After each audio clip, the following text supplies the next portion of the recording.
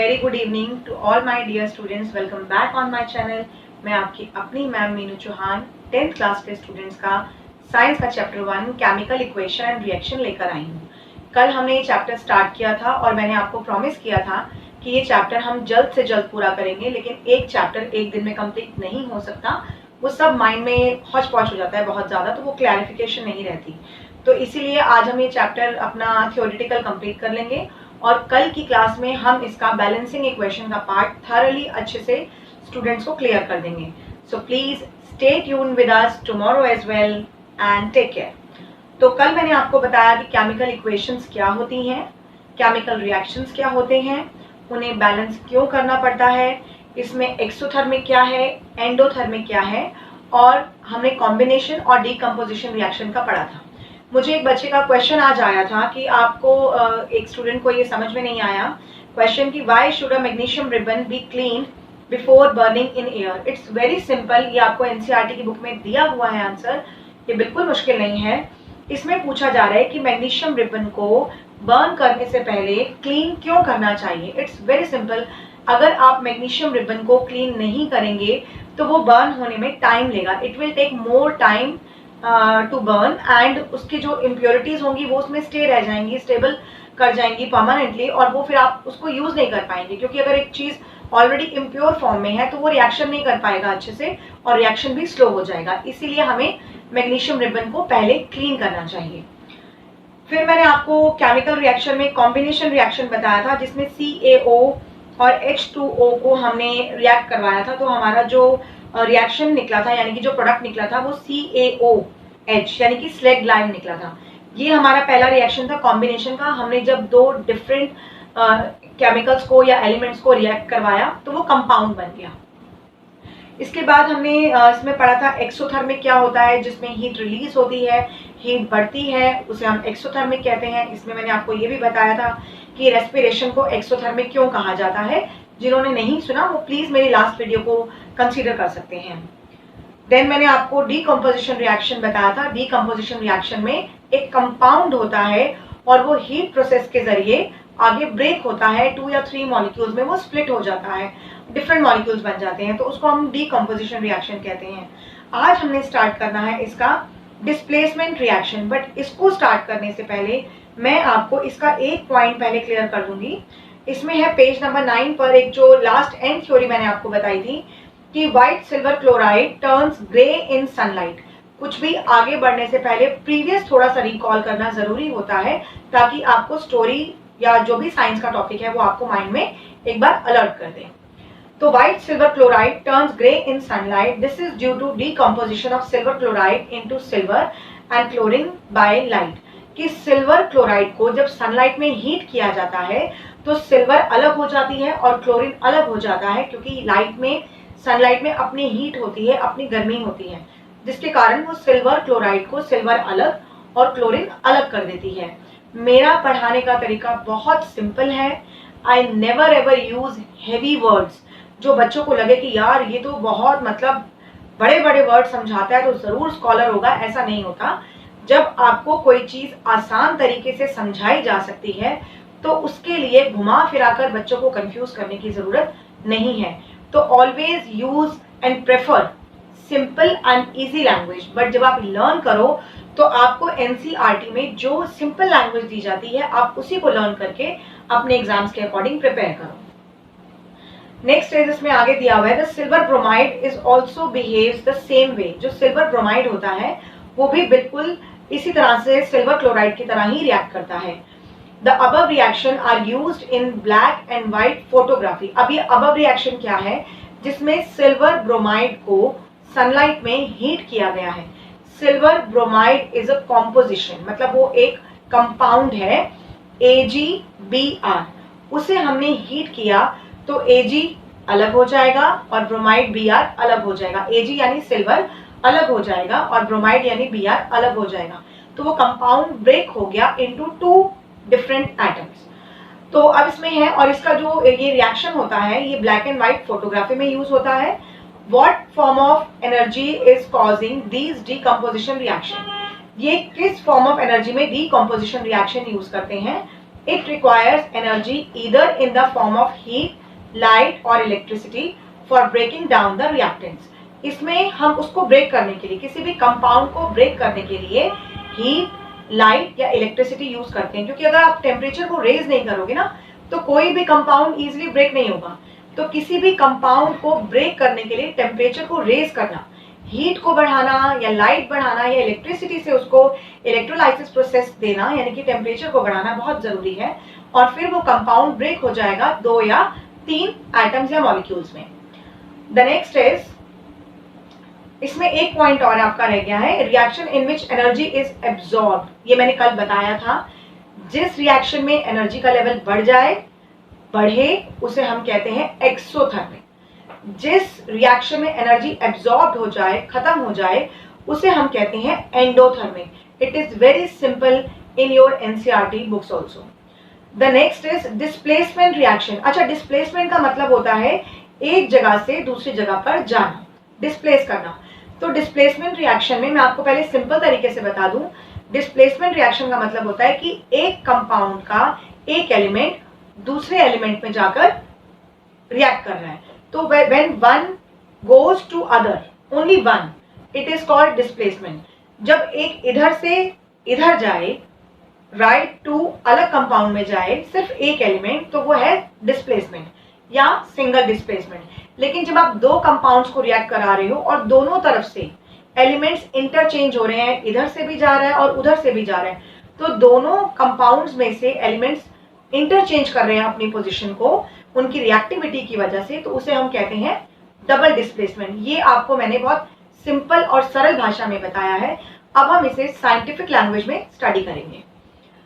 जैसे इसमें एक क्वेश्चन पूछा गया है, why does the iron nail becomes brownish in colour and the blue colour of copper sulphate solution fade.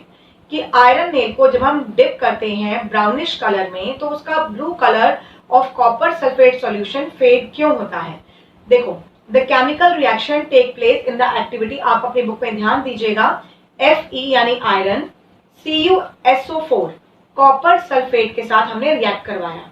Iron को which is Fe copper sulphate solution CuSO4 के साथ हमने रिएक्ट कराया, तो ये बनेगा FeSO4 यानी आयरन सल्फेट, और कॉपर अलग हो जाएगा। अब ऐसा क्यों हुआ?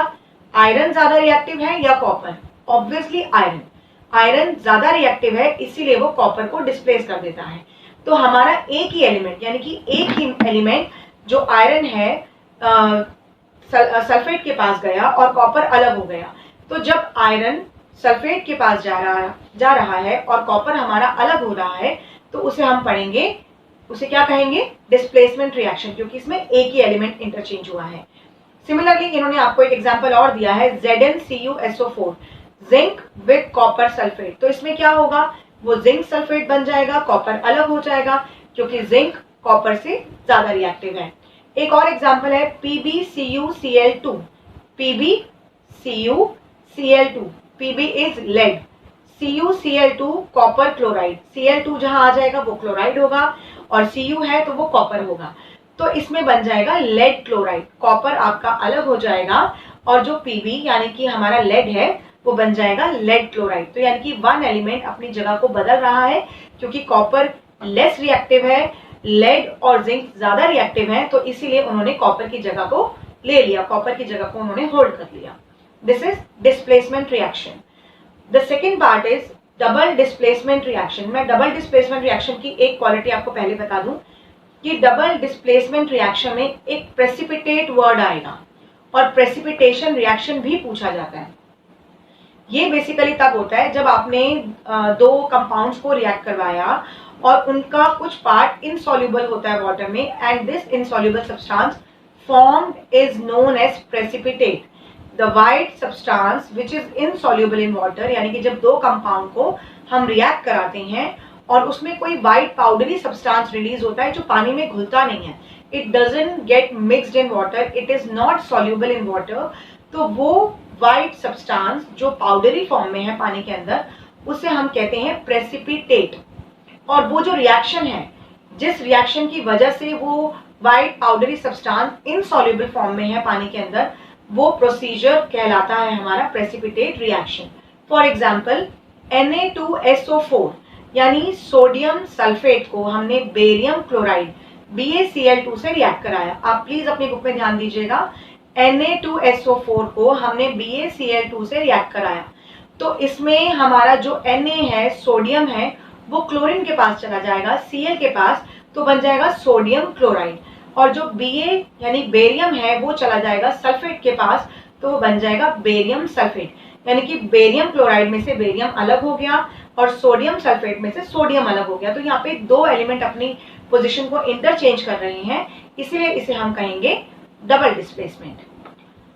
Now the next is the reaction in which there is an exchange of ions between the reactants, यानी कि जब रिएक्शंस में आयंस एक्सचेंज होते हैं दो कंपाउंड्स के अंदर, तो उसे हम कहते हैं double displacement reaction. The next topic is also very easy, oxidation and reduction. जैसे आपको इसकी डिफाइन है इसके नामों में ही, जो इनका टाइटल है ना oxidation and the next title is reduction, उसमें ही इनकी डिफाइन छुपी है। ऑक्सीडेशन का मतलब क्या है, ऑक्सीजन इसमें हो, रिडक्शन का मतलब क्या है, जिसमें से ऑक्सीजन खत्म हो जाए। तो इन अ वेरी सिंपल लैंग्वेज हम ये कहते हैं कि जिस कंपाउंड में या जिस रिएक्शन में ऑक्सीजन बनी रहे या ऑक्सीजन गेन करे, ऑक्सीजन आ जाए, तो वो कहलाएगा ऑक्सीडेशन रिएक्शन। और जिन रिएक्शंस में ऑक्सीजन खत्म हो जाए, कम हो जाए, उसे हम कहेंगे रिडक्शन। मैं आपको एग्जांपल बताती हूँ। हमने एक एग्जांपल लिया Cu+O2 कॉपर ऑक्साइड, ये कॉपर ऑक्साइड बनेगा। आपने कॉपर को ऑक्सीजन के साथ रिएक्ट कराया तो ये बन जाएगा कॉपर ऑक्साइड CuO। इसमें ऑक्सीजन आई है, ऑक्सीजन कॉपर के पास आई है, तो वो कंपाउंड बना CuO। अगर इसमें से ऑक्सीजन को यानी कि CuO में से हम हीट करने पर, कॉपर ऑक्साइड को हमने हीट किया, कॉपर अलग हो गया और ऑक्सीजन उससे अलग हो गई, कॉपर में से ऑक्सीजन अलग हो गई, तो वो बन जाएगा रिडक्शन। यानी कि ये एक एग्जांपल दोनों इक्वेशंस को वेरीफाई करता है। अगर Cu को, कॉपर को ऑक्सीजन के साथ रिएक्ट कराया, तो जो प्रोडक्ट हमें मिल रहा है right hand side, that is CuO। It is the example of oxidation. अब इसी का रिवर्स कर दो, CuO कंपाउंड लिया, उसे हमने हीट किया, उस कंपाउंड में से कॉपर अलग हो गया, ऑक्सीजन अलग हो गया। तो जब एक कंपाउंड में से ऑक्सीजन अलग हो गया और कॉपर अलग हो गया, तो वो हमारा कहलाएगा रिडक्शन। यानी कि ये एक एग्जांपल हमारा ऑक्सीडेशन और रिडक्शन दोनों क्लैरिफाई करता है। द नेक्स्ट इज, एक और एग्जांपल मैं आपको बताती हूँ, CuO+H2। तो ये बनेगा Cu+H2O। अब इसमें भी देखो आप सेम है, CuO को हमने हाइड्रोजन से रिएक्ट कराया, तो हाइड्रोजन में ऑक्सीजन आ गई और कॉपर से ऑक्सीजन निकल गई। तो जब कॉपर से ऑक्सीजन कम हुई तो वो क्या बनेगा, रिडक्शन। और जहां हाइड्रोजन में ऑक्सीजन आ गई तो वो बन जाएगा ऑक्सीडेशन। तो ये एक सिंपल इक्वेशन है, सिंपल टॉपिक है जो आप आसानी से समझ सकते हैं, but you need to read and learn what I am teaching you. The next part is sorry, corrosion and rancidity. Corrosion का मीनिंग होता है जंग लगना। आपने अपनी डेली लाइफ में, डेली चीजों में बहुत सारे ऐसे एलिमेंट्स देखे हैं जिनमें जंग लग जाता है, जैसे कॉरोजन है। कॉरोजन बेसिकली मेटल्स पे होता है, जैसे लोहा है, ठीक है। आपने देखा है हमारे घरों में कूलर्स होते हैं, कूलर्स के अंदर हम पानी भर के रखते हैं तो उसमें ऑब्वियसली मॉइस्चर कंटेंट आएगा ही। कूलर लोहे का होता है बेसिकली, और अगर हम एवरी ईयर उसको पेंट ना करें, अगर हम उस पर पेंट ना करें उसकी बॉडी पर, तो वो बॉडी खराब हो जाती है, वो भुरने लगता है उसका मेटल और वो ब्राउनिश कलर में आ जाता है। तो corrosion is basically what, it is जंग लगना इन हिंदी। बहुत ही सरल भाषा में इसे कहते हैं जंग लगना, लेकिन कॉरोजन का बेसिकली मतलब यही होता है कि जब कोई मेटल, साइंटिफिक लैंग्वेज में मैं आपको बता रही हूँ, जब कोई मेटल मॉइस्चर, एयर या वाटर के कांटेक्ट में आता है और फिर उसका कलर चेंज होता है, कलर फेड होता है, उसकी प्रॉपर्टीज डिक्रीज होने लगती हैं, तो उसे हम कहते हैं कॉरोजन। इसका बहुत ज्यादा नुकसान हम देखते हैं जब हम बात करते हैं कार की, कार बॉडीज की, ब्रिजेस की, आयरन रेलिंग्स की, शिप्स की। ये बहुत बड़ी तादाद में हमारे जो मटेरियलिस्टिक चीजें होती हैं, बहुत बड़े बड़े लेवल पे, जो मैंने अभी आपको बताई, उनको बहुत नुकसान पहुंचाता है। तो इसे कॉरोजन से बचाने के लिए, it is a very serious problem for bridges and car bodies and iron railings and ships.